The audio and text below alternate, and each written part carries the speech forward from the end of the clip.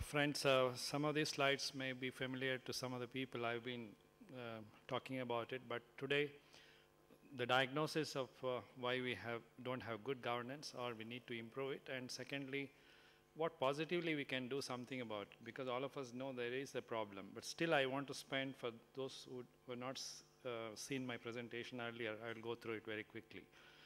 The Transparency International every year does what is called Corruption Perception Index, and it has been going on since 1995. And as you see, lesser the score, the more corrupt we are. India has reached a very high corruption rate, a 34th rank out of 41 countries in 95. New Zealand was the first, Indonesia is the last. But as you see, from 2006 onwards, there is a definite improvement. I am an optimist. I think we will not stagnate in that level. So there has been some improvement, but 2011 it will drop with all the scams which are going on in Delhi. This 2010 came out before the latest scams in Delhi broke out. So next year it will be a huge dip from 3.3 to probably it will come down less than 3, I don't know. But still, corruption is a major, major problem. And you see, even New Zealand, we might have beaten them 5-0 in cricket, but they are the well-governed. They are first rank in good governance. We are still 87th rank in the world. They also looked at 10 public sectors. This was in 2005, the Transparency International, police, health, education. I'll not go into those, all the details. But what they found was the health was the second most corrupt sector. Police was the first most corrupt, second was the health sector. And in my own experience of working in Lokayukta, I find it's almost true. Maybe it may be fourth or fifth in some states, doesn't matter, but still it is one of the most corrupt, and the poor get affected more than any other corruption in any other sector. Payments, the bribes demanded in the northern states was less compared to southern states. Probably the bribe-giving capacity of the southern states is better than the northern states. Doctors demanded more than the other hospital staff. Now, also if you look at the corruption perception ranking which was done for the states, you see Kerala with a good governance, and their health index I all know is very good. So corruption and the health indexes go together. Gujarat is third in spite of other controversies. Himachal Pradesh is definitely, health indicators are also very good. So we need to learn from that good governance. Bihar, things are changing. I'm sure with the Nitish government, it has been the last, but things will improve now. Our Joint Secretary will also be going there. With that, I'm much more optimistic it will improve. But Karnataka at that time was the fourth most corrupt in the country. They also looked at need-based services, which are the monopoly of the government. Police were the most corrupt, but what is shocking is judiciary was the third most corrupt. And in basic services where both public and private are there, government hospitals were the most corrupt, government schools were the least corrupt.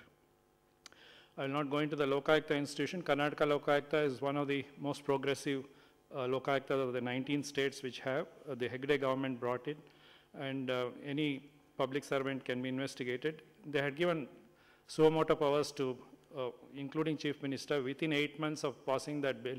Act, they made an amendment and said only those who are earning more than 10,600 basic salary, they are exempted from suo motu. Less than 10,600, the Lokayukta has powers. I worked with Justice Venkatachala. We traveled all the 175 talukas and districts. Inspection, why I'm saying this is the present system, the inspection is so poor. An ombudsman type of institution had to do inspection, which is a substitute. If you have a good monitoring management system, I don't think Lokayukta has to look at inspections. But unfortunately, at that time, we had to do the inspections and supervision also. I'll not go into those details. I call it an epidemic of corruption in health services. It's a serious epidemic. Unfortunately, there's very little evidence. Whenever I make a presentation, again, there is no evidence to prove that there is corruption is a major issue. I don't know how researchers ignored this component of this epidemic, which is of very, very serious nature. We need to do more. With great difficulty, myself and Prashant is trying to bring out something in Lancet, a small article, but it's very, very difficult. People don't talk about it. We have been shying away from it, and it's high time we develop evidence and make concrete recommendations to improve it. Corruption in service delivery, in the hospitals, from ayas to specialists, everybody is involved. From admission to issuing certificates to laboratory, emergency services. Karnataka, Mangali Sutra was put, 2,000 rupees brought, 1,500 rupees bribed to the obstetrician, and another 500 rupees for the extra medicine. These are real stories. Deliveries, we all know, male baby, female baby, how much they have to pay, and even for postmortem. I call it life cycle approach from birth to death.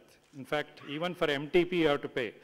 So it is from inception to the death. Various forms of corruption, private practice, nursing homes, all sorts of problems are there. Administration, recruitment and postings. Things are much better with the present. I'm happy the secretary, the commissioner, health commissioner and mission director, they're all good people at present. We had one lady health secretary, very senior. She was the, usually the health secretary post is occupied by an ordinary secretary. Very rarely principal secretaries are posted. But she was additional chief secretary and she held on to that post because she found it's a good source of income. And there, the postings, the DHOs, about 20 lakhs was the amount collected in the secretary's office. And for a director of a drug controller, it was about 60 lakhs. So this happened soon after my task force chairman, and I was helplessly watching it. Transfers, promotions, I will not go into those details. Sanctioning medical colleges, there was a big scam at that time. 250 nursing schools were allotted, literally auctioned, bribes collected, and also examination problems were there. We raided the drug control department, serious problems there, 2,268 samples declared not of standard quality, 126 spurious drugs, files opened, but no action initiated. HIV positive blood was given, again no action initiated. Now, the present drug controller, after he was sacked, the action has been initiated on all this. This is a cartel of the drug control department. For lack of time, I will not go into the details. It took me almost 4 years to draw this diagram. Corruption in procurement of drugs, things have improved, but at that time, when a physician was a minister, 18% of the budget went for nimesulide drug. You know, nimesulide is not approved in US, in Europe, but we are using it very liberally and very dangerous for pediatric patients. Decentralized corruption was also a phenomenon. Zilla Panchayat's procurement, 60% by them, was worse than the state procurement. When we wrote to the companies, the state-run drug companies, they said we have not even manufactured them. So there is a serious problem. Centralized corruption is better or decentralized corruption.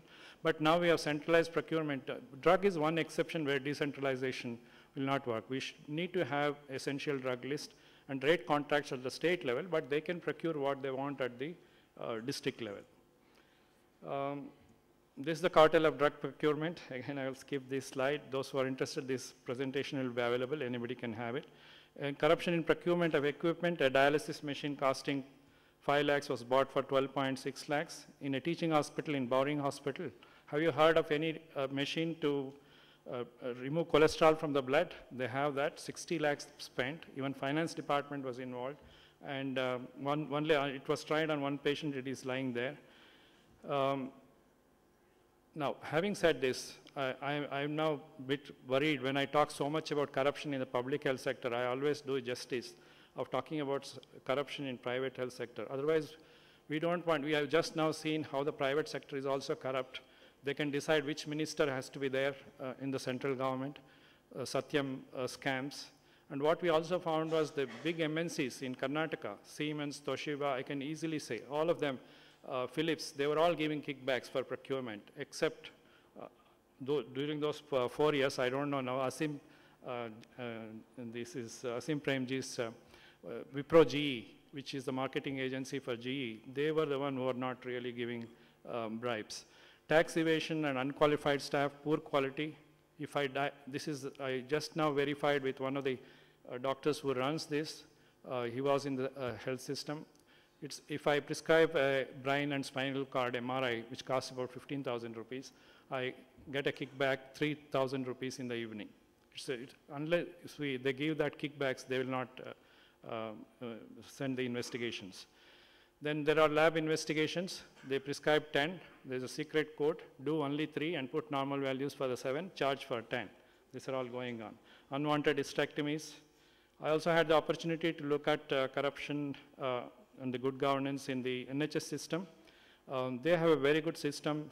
but they don't have any incident of general practitioner taking money from the bribes from the patient. But they have this, what is called a ghost patient will be created.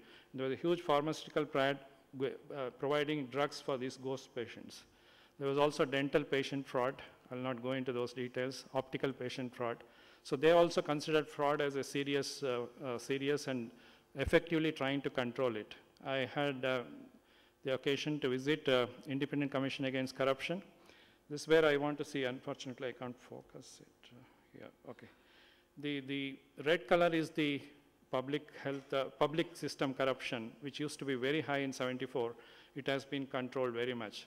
But the blue line which you see is the private sector corruption, which is increasing. So they also now realize that they need to have a system to control private sector corruption. Now coming to the reforms, we have now a drug logistics society with the same 120 crores. We are able to flood the primary health centers with better quality and a good number of drugs in the primary health centers. The health staff staying in the good headquarters, at least where the DHOs are good, has improved. Procurement of equipment is definitely now much better than it used to be. So what are the reform? Proactive Lokayukta ombudsman, but ombudsman at district level is also needed, a vigilance cell within the health department, but most important is the e-governance. Karnataka government is also now declared that most of it will be e-governance in a phased way.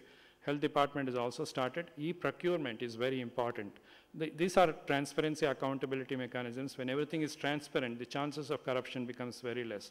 Integrity Pact. In fact, we did this when I was in Lokayukta. We called all the drug manufacturers and we told them how there will be transparent accountability mechanisms. They don't have to pay bribes. The next year, the drug cost came down by 50%. So we need to talk to those companies. Not that they want to charge high because they have to give kickbacks. They will be, we are procuring at higher rate. Oh, sorry. I don't know how to go back. Yeah.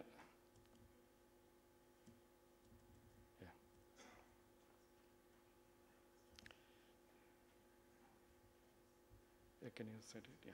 So most important is also, I've been telling, this was a task force recommendation in Karnataka that we need public health cadre. Today, Tamil Nadu is doing much better. It is because of lack of their public health cadre built systematically for the last 30 years. Most of our 60 to 65% of the task force recommendations have been implemented, but this hardcore issue of putting the public health cadre into place has not happened. We need to train doctors. But doctors are bad managers because they're not trained as managers, both for health and hospital management. Leadership training is very, very important. I have seen good DHOs, what they can do. I've seen a previous health secretary like Madan Gopal, what transformation they could bring about. Unfortunately, they didn't keep him. A dynamic, good dynamic person. I can easily say if NRHM has made progress, it's the leadership. Amarjit Sinha, now he's out of that office, I can easily say that integrity and the good quality of leadership with passion to do something, I think that should be inculcated in all our district health leaders and also at the state level and national level. Hospital and health committees which have come in now, ultimately I'm an NGO, believe in people's movement, it has to be bottom-up process. We need to promote values, value-based right to information bill is a very important tool and we need to use it. Strengthen the consumer forum for the private sector, community monitoring and Gram Sabha empowerment. I feel that's the most important thing we need to do. And again, NRHM has been very good to pilot that. And Karnataka, thanks to our mission director, now it will be phased manner in the next 2 years. Every village, every VHSC will be empowered to do community monitoring. So these are the things. Electoral reforms are very important. Election watch and many other processes are going on. But we also, I'm in part of the coalition against corruption, which we are trying to do something. But in the conclusion, what I want to say is mere technological packages, IMN, CI, or newborn, whatever packages you talk about, initiated by WHO, World Bank, or UNICEF, can give only 1 to 2% better health outcomes. But if you have good governance, I'm sure there will be quantum jump. But unfortunately, we have not developed evidence on this. If we look at, we need to develop how good governance, good leadership can bring about quantum jumps, we need to really do it. I am fully convinced of this. We need to develop this evidence and how to bring in these leadership qualities. All have to happen. Good leaders at the national and state level, We need to have the